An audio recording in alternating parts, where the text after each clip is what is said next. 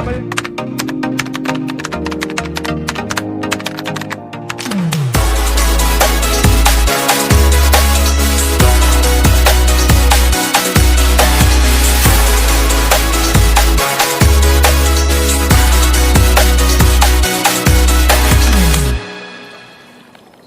Welcome to Travel with Danu and Sula.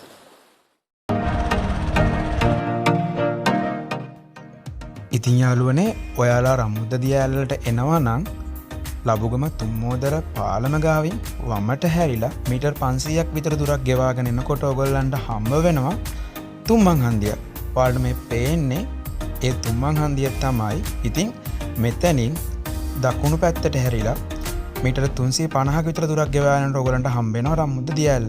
ඒක තියෙන්නේ යන පාරෙම දකුණු පැත්තේ පල්ලමට බහින්න ඕනේ. ඉතින් ගිහින් බලමු දියඇල්ල මොන වගේ ලස්සනක් තියනවද කියලා.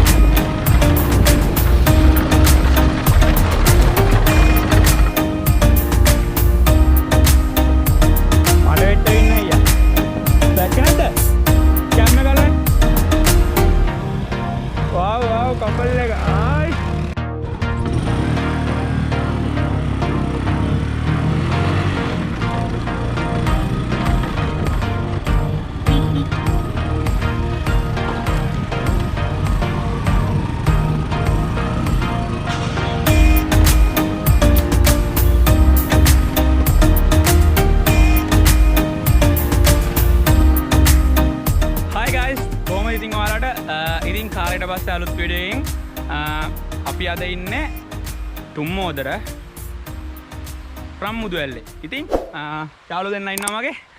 බෙස්ටා ඉන්නවා, බෙස්ටාගේ වයිෆරේ ඉන්නවා. ඉතින් බලමු වීඩියෝ එක කොහොමද යකේද කියලා.